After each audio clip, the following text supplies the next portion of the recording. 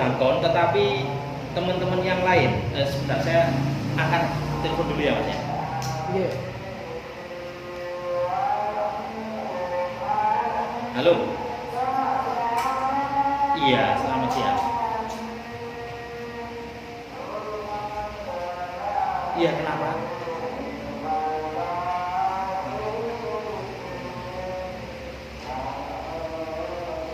Iya, kenapa? Iya, bersedia.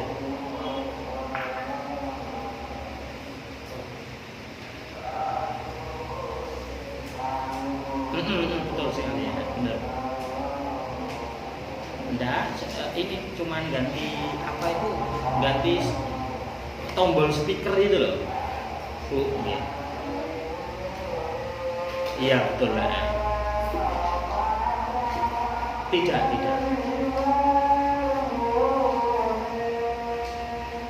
Kurang dari 1 jam. Oh, sangat puas ya, sangat puas sekali.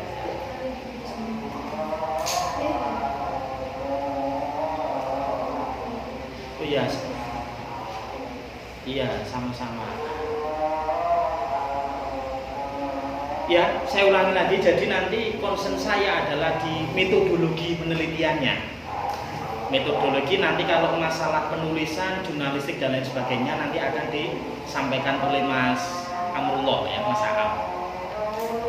Baik, saya pikir itu sebagai pengantar dari saya. Itu ya tentang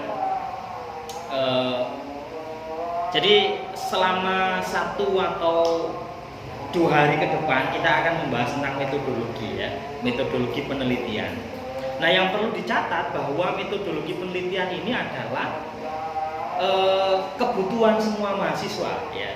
Kenapa? Karena hampir di seluruh universitas yang ada di Indonesia atau universitas-universitas yang ada di luar negeri misalnya, di luar Indonesia, itu pasti ada mata kuliah namanya metodologi penelitian atau metodologi riset biasanya. Kenapa? Karena metodologi riset ini berkaitan dengan tugas mahasiswa. Apa? Membuat karya tulis ilmiah. Kalau jenjang S1 mungkin membuat skripsi ya bahasanya, membuat skripsi. Kalau jenjang S2 itu tesis, kalau jenjang S3 itu disertasi namanya. Oleh sebab itu maka mata kuliah metodologi penelitian atau sekolah metodologi penelitian ini menjadi penting karena termasuk kebutuhan teman-teman semua. Maka sangat bagus sekali misalnya Blangkon itu punya inisiatif untuk mengadakan sekolah metodologi penelitian dan jurnalis karena ini berkaitan dengan kebutuhan sahabat-sahabat semua. Itu ya, itu urgensi kenapa kemudian kita harus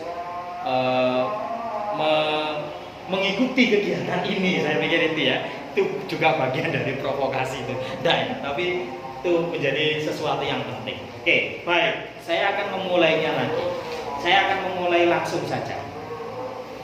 Jadi kita akan bicara tentang penelitian. Nah, penelitian itu sebenarnya apa ya? Pertanyaan mendasarnya. Apa penelitian itu? Ya, saya pikir kalau Anda lacak di berbagai sumber atau berbagai literatur, penelitian itu saya mengumpulkan ada intinya atau keyword pentingnya. Penelitian itu ada 3 menurut saya yang terpenting. Ketika kita melakukan penelitian, maka penelitian itu tidak pernah lepas dengan yang namanya masalah gitu ya. Keyword penting dari penelitian, keyword penting riset itu adalah masalah. Kemudian di samping masalah itu bicara tentang fakta dan bicara tentang dikerjakan dengan menggunakan metode. Jadi gini teman-teman, ketika kita memahami penelitian atau ketika kita berbicara tentang penelitian, maka ada 3 keyword penting yang harus Anda ketahui. Nah, keyword itu kata kunci. kata kunci penting dari penelitian atau dari riset itu. Yang pertama adalah masalah. Jadi hampir semua kegiatan penelitian itu berangkat dari problem atau berangkat dari masalah, bukan berangkat dari judul. Nah, ini ada kekacauan yang luar biasa menurut saya yang selama ini dihadapi oleh kawan-kawan ketika membuat skripsi atau membuat tugas-tugas yang lain, itu pasti berangkat dari judul. Itu kesalahan menurut saya. Oke, jadi ketika misalnya Anda mau menulis skripsi, menulis tesis atau menulis makalah, itu berangkat dari problem akademik atau masalah, bukan berangkat dari judul, bukan berangkat dari topik, tapi berangkat dari problem. Paham? Paham ya? Jadi saya ulangi lagi, ketika saudara atau sahabat-sahabat semua mau melakukan kegiatan menulis atau mau melakukan kegiatan menulis ilmiah, memenuhi tugas akhir, misalnya buat skripsi, buat makalah, buat disertasi, itu berangkat dari masalah, bukan berangkat dari judul, juga bukan berangkat dari topik. Nah, pertanyaannya kemudian apa yang disebut dengan masalah itu? Dari berbagai literatur tentang metodologi penelitian, tentang buku-buku metodologi penelitian, definisi masalah itu adalah kesenjangan. Kesenjangan antara das Sein dan das Sollen. Apa itu? Das Sein dan das Sollen. Bahasa Jerman itu ya. Kesenjangan antara das Sein dan das Sollen. Ketidaksesuaian antara das Sein itu namanya teori ya, dan das Sollen itu adalah fakta. Jadi yang disebut dengan problem itu adalah ketidakberaturan antara, sebenarnya ada di situ, kalau ya nggak apa-apa ya. Nanti bisa di-share. Ya. Jadi saya ulangi lagi. Definisi dari masalah itu adalah ketidaksesuaian antara teori dan fakta. Kesenjangan antara apa yang ada di kepala dengan realita yang sesungguhnya, itu namanya apa? Masalah. Oke, saya kasih ilustrasi sederhana gitu. Secara teoritis misalnya, kalau orang itu sering berbicara dengan menggunakan bahasa Arab atau bahasa Inggris, bagi teman-teman yang jurusan bahasa Arab atau bahasa Inggris, maka ada potensi dalam dirinya itu bisa berbahasa Arab, bisa berbahasa Inggris. Itu secara teori. Tetapi faktanya, Pak, saya sudah sering bercakap dengan menggunakan bahasa Arab atau bahasa Inggris. Saya juga sering nonton televisi atau tontonan-tontonan televisi yang berbahasa asing, bahasa Korea, Inggris misalnya, Korea. Kayak film Korea atau film Hollywood. Tetapi kok saya nggak bisa bahasa Inggris misalnya. Nah, itulah yang disebut dengan masalah. Ada ketidaksesuaian antara teori apa yang seharusnya terjadi dengan fakta yang terjadi. Paham ya? Dari sini paham ya? Oke, bisa di-save ya. Jadi sekali lagi, masalah itu adalah kesenjangan antara das Sein dan das Sollen. Ketidaksesuaian antara teori dengan fakta, ketidaksinkronan antara apa yang ada di kepala dengan kenyataan yang terjadi, itu namanya masalah. Wes, misalnya dalam hukum ekonomi ya, dalam hukum ekonomi itu ada apa ya? Teori tentang ekonomi. Jadi semakin, saya bukan ekonomi ya, yang jurusan ekonomi itu ya, apa misalnya? Atau dari tarbiyah. Ada namanya teori yang dikemukakan Bourdieu, namanya teori habitus gitu ya. Teori habitus. Teori habitus itu apa? Teori habitus itu adalah teori kebiasaan. Jadi kalau orang itu atau anak itu terbiasa belajar, atau anak itu terbiasa melakukan sikap yang baik, maka dia akan berpotensi untuk berperilaku baik. Karena ada teori namanya teori habitus atau teori pembiasaan yang dikemukakan oleh James Bourdieu. Tetapi di lingkungannya dia baik, Pak.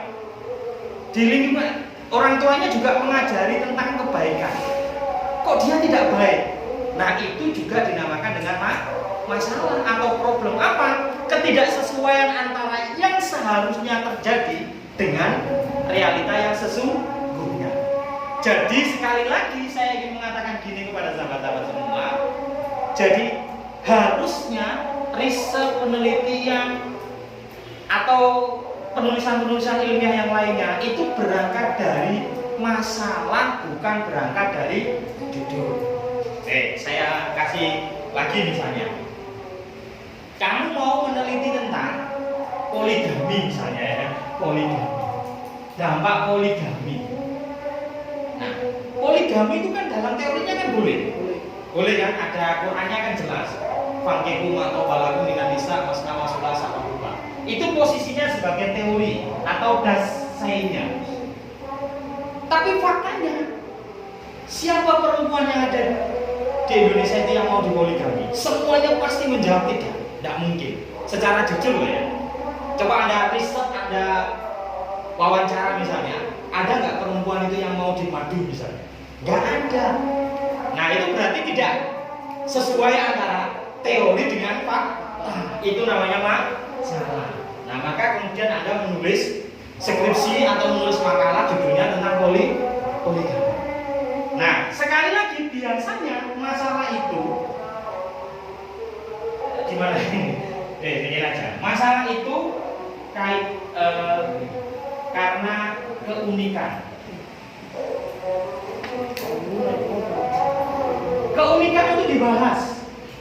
Biasanya kalau sesuatu yang unik itu kan kemudian kan atau sesuatu unik itu cirinya menimbulkan kontroversial. Kontroversial ya ada pro dan kontra yang jelas. Ada pro dan kontra.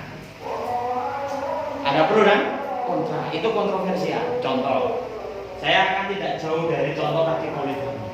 Poligami itu kan dikatakan unik. Kenapa poligami itu unik? Karena poligami itu mengandung kontroversial. Ya.